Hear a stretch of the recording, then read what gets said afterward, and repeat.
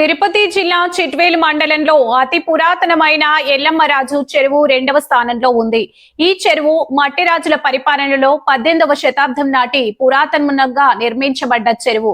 దీని విస్తీర్ణం దాదాపు 400 హెక్టార్లు కలిగిన భూమి. ఈ చెరువు సాగును 7 రెవెన్యూ గ్రామాలు, ఆయకట్టకు చుట్టుపక్కల దాదాపు 200 కుటుంబాలు గిరిజనులకు ఈ చెరువు జీవనోపాధి. కానీ కొంతమంది ఎల్లమ్మరాజు చెరువు మీద పెత్తనం చెలాయిస్తూ గిరిజనులకు, మత్స్యకారులను భయభ్రాంతులకు గురి చేస్తూ వారి జీవనోపాధి మీద గండి కొడుతున్నారని ఈ చెరువు గట్టున ఈ బేస్తవారం నాడు యనాదులు దాదాపు 20 కుటుంబాలు నిరసన చేపట్టారు. వారికి సంఘీభావంగా జనసేన నాయకుడు ఆనాల సునీల్ కుమార్ వారి ఆధ్వర్యంలో కార్యకర్తలు, నాయకులు వారికి అండగా ఉండి మద్దతు పలికి నిరసనలో పాల్గొనడం జరిగింది. నిరసన తెలుపుతున్న గిరిజనులను పరామర్శించేందుకు టీడీపీ రాష్ట్ర సాంస్కృతిక విభాగం అధ్యక్షుడు పంతంగాని నరసింహ ప్రసాద్ అక్కడికి చేరుకొని వారికి జరిగిన అన్యాయాన్ని చూసి మీ సమస్యను అధికారుల దృష్టికి తీసుకెళ్లి న్యాయం చేస్తానని తెలిపారు. ఈ సందర్భంగా గిరిజనులకు హక్కులు కల్పించి న్యాయం చేస్తారని హామీ ఇవ్వడమైంది. ప్రతి ఒక్కరిని ఈ యొక్క మత్స్యకారుల సొసైటీలో పేరు నమోదు చేశారు. అలాగే మత్స్యకారుల వెంట చెరువులో దిగి చేపల వేట, వల విసురుతూ చేపలు పట్టడమైంది. తదుపరి మీడియాతో మాట్లాడుతూ పార్టీ మీద అసత్య ప్రచారాలు మానుకోవాలని ప్రతిపక్ష పార్టీగా గట్టి సమాధానం ఇచ్చారు.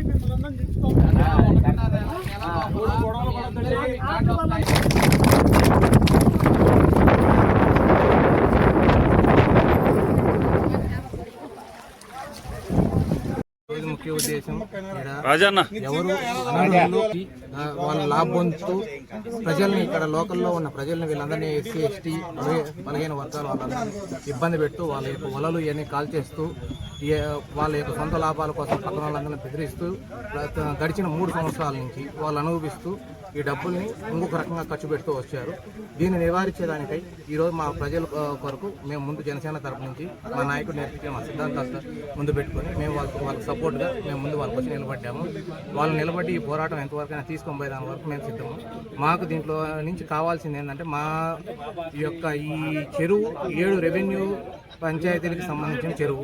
ఈ ఆయకట్టు కింద ఉన్న ప్రతి ఒక్క ఎస్సీ, ఎస్టీ, బలహీన వర్గాల నిరుద్యోగులకి వీళ్ళందరికీ ఒక ఉపాధి లాగా ఇది కల్పించాలని, వాళ్ళకి యొక్క ఈ సొసైటీలో సభ్యత్వాలు వాళ్ళు క్రియేట్ చేసి ఇవ్వాలనేది మా ఆశ. వాళ్ళకి చేపించి ఇస్తామనేది మేము మాటిస్తున్నాము. ఈ గడిచిన ఈ 3 సంవత్సరాలు ఎవరు ఏ దళారీ వ్యవస్థలో ఈ డబ్బులంతా అనుభవించారో దీని గురించి విజిలెన్స్ చేసి దీన్ని ఎంక్వైరీ చేయవలసిందిగా మేము కోరుతున్నాము. ఇది చంద్రబాబు నాయుడు గారిని కావచ్చు, మా డిప్యూటీ సీఎం పవన్ కళ్యాణ్ గారిని కావచ్చు, లోకేష్ గారిని కావచ్చు, మా అచ్చెన్నాయుడు గారిని కావచ్చు, మేము విజ్ఞప్తి చేసుకుంటూ ఈ ఉద్యమాన్ని ఇది న్యాయం జరిగినంత వరకు మా ప్రజలకి మేము ఇది కొనసాగిస్తూనే ఉంటాము. చిట్వేలి మండలం ఎల్లమ్మరాజు చెరువు దగ్గర ఉన్నాము. ఇక్కడ గత 2-3 రోజులుగా ఒక వివాదం నడుస్తోంది. చేపలు ఎవరు పట్టాలి, ఎవరు పట్టకూడదని. ఇది చాలా పెద్ద చెరువు, కొన్ని వందల ఎకరాల ఆయకట్టు కలిగి ఉంది, విస్తీర్ణం కూడా కలిగి ఉంది. ఇక్కడ కలిగిన వివాదం కొన్ని పత్రికల్లో, న్యూస్ ఛానల్స్లో, సోషల్ మీడియాలో చూస్తే ఏదో తెలుగుదేశం నాయకులు అన్యాయం చేస్తున్నారని, అర్హత లేని వాళ్ళకి ఇక్కడ అందలం లభిస్తోందని ఇట్లా న్యూస్లు చూడడం బాధతో నేను ఇక్కడికి రావడం జరిగింది. మీకు అందరికీ చెప్తున్నా మరొకసారి, దయచేసి ఈ కూటమి ప్రభుత్వం కష్టాలకు ఎదురొచ్చి రాక్షస పరిపాలనకి ఎదురొడ్డి సాధించుకున్న ప్రభుత్వం. ఇక్కడ ముఖ్యంగా రైల్వే కోడ్ నియోజకవర్గంలో ప్రతి ఇటుక పేర్చుకొని నిలబడగలిగితే ఈ ఎలక్షన్లో విజయం సాధించాం. మేము ఎంతో కష్ట నష్టాలు కలిగిన కార్యకర్తలు, నాయకులు ఇక్కడ ఉన్నారు. వీళ్ళందరికీ చెడ్డ పేరు తెచ్చే విధంగా ఈరోజు తెలుగుదేశం నాయకులు ఇదే చేస్తున్నారంటే మాకు బాధ కలిగింది. నిన్న కూడా మాజీ ఎమ్మెల్యే కొరమట్ల శ్రీనివాసరావు ఇక్కడికి వచ్చాడు. ఆయనకి నేను సూటిగా ఒకటే అడుగుతున్నా, నీకు మా కార్యకర్తలో మా నాయకులో కూటమి నాయకులు కూటమి కార్యకర్తలు ఏదైనా ఒక సమస్య తీసుకొస్తే అప్పుడే గుర్తుకొస్తుందా మీకు? అంటే మీరు వీళ్ళు ఫాలో అవుతున్నారా, లేకపోతే మీకంటూ మీకు కొన్ని ఉన్నాయా అని నేను ఈ సందర్భంగా సూటిగా ప్రశ్నిస్తున్నాను. ఎందుకంటే మీరు గతంలో కూడా చూశారు, ఏదైనా సమస్య మా వాళ్ళు పైకి తీసుకొస్తున్నారే కానీ మీరు ఎక్కడ మీ అంతకు మీరు వాటిని చూడడం లేదు. ఇక్కడే మాకు అనుమానాలు కలుగుతున్నాయి. మేము ఎవరి మీద అయితే సమస్యని తీసుకొస్తున్నామో వాళ్ళే మిమ్మల్ని ఏమైనా ప్రోత్సహిస్తూ పంపిస్తున్నారా అని డౌట్గా ఉంది మాకు. అంటే ఇది డైల్యూట్ చేసేసి ఇదేదో వాళ్ళు వీళ్ళు కలిసి చేస్తున్నారనే పద్ధతిలో ఏమన్నా మీరు బ్యాడ్ నేమ్ తేవాలని ఏమన్నా చూస్తున్నారా? ఇవన్నీ కుదరదు. మేము ఈ సందర్భంగా తెలియజేసేది ఒకటే, తెలుగుదేశం పార్టీ నిజమైన కార్యకర్తలు కావచ్చు, నాయకులు కావచ్చు, మాకు అన్యాయాలు అక్రమాలు చేయాల్సిన అవసరం లేదు. ఎవరైనా అలాంటి పాల్పడితే మా వాళ్లే ముందు బయటకు తీసుకొచ్చి పెడుతున్నారు. ఇంకెంతకంటే ఏం కావాలి మీకు? తప్పుని మేము సమర్థించడం లేదు, చిన్న కార్యకర్త కూడా తప్పుని సమర్థించే పరిస్థితిలో లేదు. అది కదా గర్వకారణం, అదే కదా మా నాయకత్వం మాకు నేర్పించింది. దీనికి మీరు సంతోషపడాలా. మా వెనకాల మీరు పరిగెత్తుకుంటూ వచ్చి మా వాళ్ళు ఏదో ఇక్కడ సమస్యని రెక్టిఫై చేద్దామని చూస్తుంటే దాని వెనకాల వచ్చి మాటలు చెప్పేసిపోతే ఇది కరెక్ట్ కాదు. సరే, మీకు ఏదన్నా అనిపిస్తే, మీకు పెద్ద విషయాలు ఏమన్నా ఉంటే మీరు స్వయంగా తీసుకురండి బయటికి, మేము కూడా హర్షిస్తాం అని తెలియజేసుకుంటూ, ఈరోజు ముఖ్యంగా ఇక్కడ చెరువులో ఏదైతే సమస్య ఉందో అది అధికారులతో మాట్లాడాం. సొసైటీని కొంతమంది పక్కదారి పట్టించారు, కొంతమంది అనాథరైజ్డ్గా ఇక్కడ పెత్తనం చలాయిస్తున్నారని తెలిసింది. అవన్నీ కూడా అధికారులు రెక్టిఫై చేసి ఈ చుట్టుపక్కల ఉండే గ్రామాల్లో ఉండే ఎస్సీలని ఎస్టీలని అందరినీ ఇందులో భాగస్వామ్యం చేసేదానికి అధికారులు కూడా ఒప్పుకున్నారు. అదేవిధంగా ఈ మత్స్యశాఖ మంత్రి గారు శ్రీ అచ్చెన్నాయుడు గారి దృష్టికి కూడా దీన్ని తీసుకెళ్లాం. ఆయన కూడా అర్హులైన వాళ్ళు లబ్ధి ఎవరికైతే రావాలనుకున్నారో వాళ్ళందరినీ కూడా జాబితా తయారు చేస్తే వాళ్ళకి న్యాయం చేస్తామని చెప్పారు. ఇక్కడ స్థానిక నాయకత్వంతో అలాంటి జాబితాని తొందరలోనే తయారు చేసి ఇస్తే ఆ సమస్యను ముందుకు తీసుకెళ్లి ఇంకెప్పుడు ఇలాంటి ఈ ప్రభుత్వంలో ఇలాంటి గొడవలు లేకుండా చేయాలన్నది మా ఉద్దేశంగా తెలియజేస్తున్నాం. Thank you.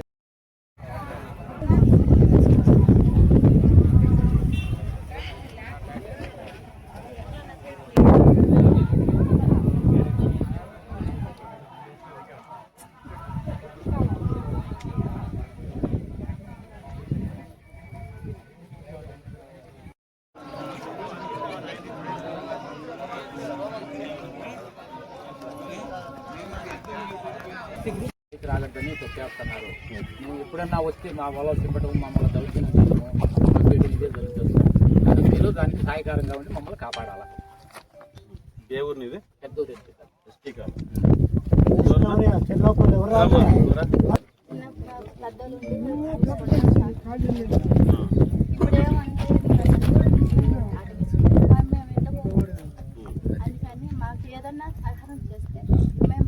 ఎంతమంది పిల్లలు మా నీకు?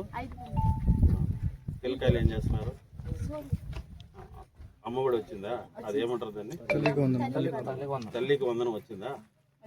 ఎంతమందికి వచ్చింది? ఎంతమంది? 5 మందికి తల్లికి వందనం ఇచ్చింది ఈ ప్రభుత్వం, తెలుగుదేశం ప్రభుత్వం. అవునా? ఎవరు ముఖ్యమంత్రి? అంత మంచి పని చేసిన వ్యక్తి మీ చెరువులో చేపలు పడతా ఉంటే మిమ్మల్ని అడ్డగించుకుంటారా? అవును సార్, చెప్పేది వినండి.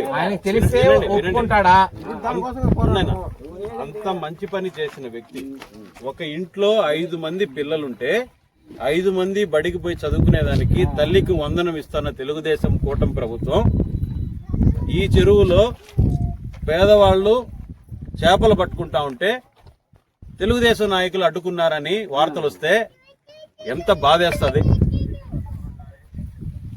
ఆ పదం వింటే ఎందుకులే ఇక్కడ డిస్టర్బెన్స్ అని గొమ్మన కూర్చోండే మాలాంటి వాళ్ళకు కూడా ఉండబుద్ధి పుట్టలేదు. అందుకే ఈ పేదవాళ్ల న్యాయమైన కోరికని తీర్చాలి, ఎలాగైనా మనం దానికి సహాయంగా ఉండాలనే ఉద్దేశంతో ఈరోజు ఈ చిట్వేలి మండలం చెల్లోపల్లి ఎల్లమరాజు చెరువు దగ్గరికి రావడం జరిగింది. గత 2-3 రోజుల నుంచి చూస్తున్నాం, దౌర్జన్యంగా వేటకు వెళ్లిన వాళ్ళని అడ్డుకున్నారని, దానికి పోలీసుల సహకారం కూడా ఉందని వార్తలు వస్తున్నాయి. ఎన్నో విషయాలు కోడూరులో జరిగినప్పటికీ అన్నీ సద్దుమణుగుతాయి. ప్రభుత్వం ఒక మంచి ఉద్దేశంతో ఉంది. ఏ రోజైనా మంచి జరుగుతుందనే ఉద్దేశంతో అందరం సహకారంతో ఉన్నాం. సాధ్యమైనంత వరకు కోఆపరేట్ చేస్తున్నాం.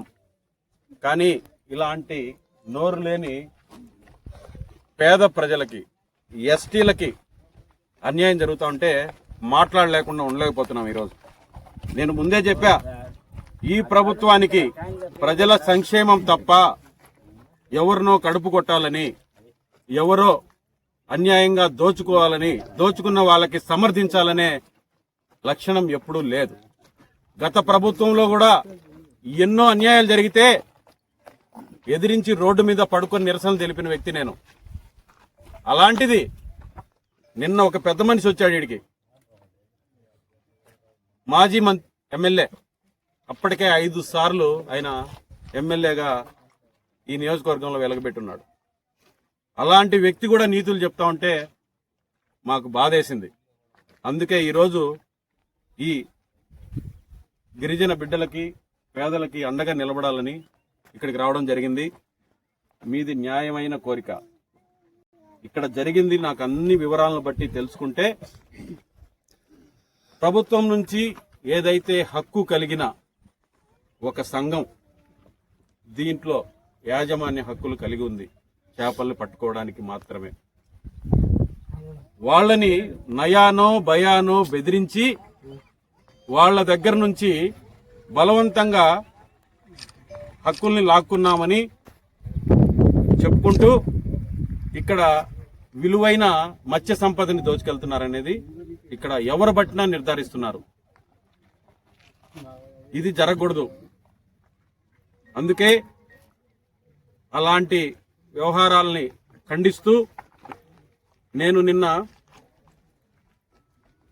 మంత్రివర్యులు అచ్చెన్నాయుడు గారికి కూడా ఈ విషయాన్ని తెలపడం జరిగింది.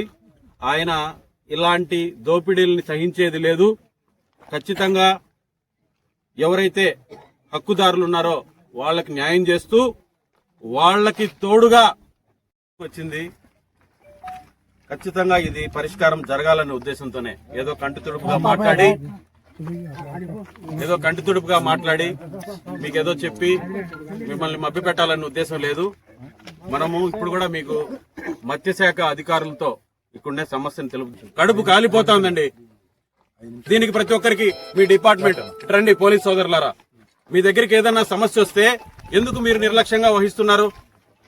మీరు ఏం న్యాయం ఏముందని మీరు వీళ్ళందరినీ అడ్డుకున్నారు? మీరు ఏం పేపర్ చూశారు? సార్, ఈ మత్స్యకారుల విషయం గురించి మాట్లాడాలనుకుంటున్నాను. ఇక్కడ ఎల్లంరాజు చెరువు దగ్గర నుంచి. అవును సార్, ఎల్లంరాజు చెరువు దగ్గర ఉన్నాను. గత 2-3 రోజుల నుంచి ఇది ఒక బర్నింగ్ ఇష్యూగా ఉంది. తమ దృష్టిలో ఉన్నట్టుంది. ఇది యాక్చువల్గా సార్ ఇక్కడ ఏం ఫిజిబిలిటీ ఉంది, అంతకు ముందు ఏం జరిగింది కొద్దిగా మాకు చెప్తే. పబ్లిక్లో ఉన్నాను సార్, మీకు చెప్పాలి కాబట్టి చెప్తున్నాను. చెప్పండి సార్. సార్ చెప్పండి.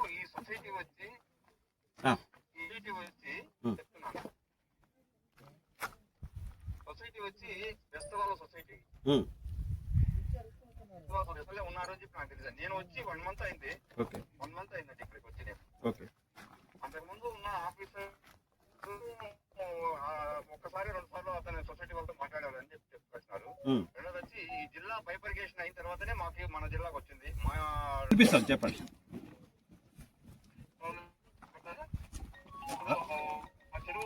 చెరువుకు ఆయకట్టుకు సంబంధించిన హెక్టార్కు వచ్చి ఒక మనిషి లెక్కన మెంబర్ గా చేరొచ్చు. అందులో పెద్దవాళ్లే కాదు, బీసీలలో చేరొచ్చు, ఎస్టీలు చేరొచ్చు. బీసీ ఆ కులాలను చెప్తా నేను. ఆ కులాలలో వాళ్ళే చేరాలా, దానికి సంబంధించిన వాళ్ళే చేరాలా. SC ST okay. కొన్ని కులాలు ఉన్నాయి, బీసీలలో కొన్ని కులాలు ఉన్నాయి. వాల్మీకి పోయా వాల్మీకి పోయా వాళ్ళు చేరొచ్చు.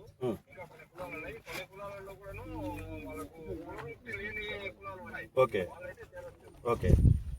వాళ్ళు చేరొచ్చు. అందులో ఆ చెరువుకు సంబంధించి 200 మంది మెంబర్లుగా చేరే అవకాశాలు ఉన్నాయి. ఎందుకంటే ఒక హెక్టార్కు ఒక మనిషి లెక్క చేరాల. అది సార్ విషయం. హెక్టార్కు ఒకరి లెక్కన దాదాపుగా 200 మందిని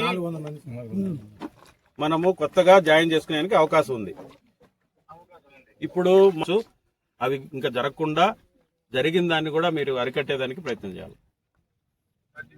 మీకు అన్ని విధాలా మా గ్రామస్తులు కానీ ప్రజలు ఎల్లవెల్ల మీకు సపోర్ట్ ఉంటాం సార్. ఇది ప్రభుత్వం మంచి ప్రభుత్వం అనే పేరు తెచ్చుకోవడానికి తాపత్రయం తప్ప ఇంకా వేరే ఆలోచన లేదు. ఏదో లబ్ధి పొందాలని కూడా లేదు సార్. వాళ్ళ కష్టం వాళ్ళకి చెందితే చాలు. మీరు ఇక్కడ ఉండే వాళ్ళకి ఒకసారి చెప్పండి సార్, నేను ఒకసారి క్లోజ్ చేస్తాను.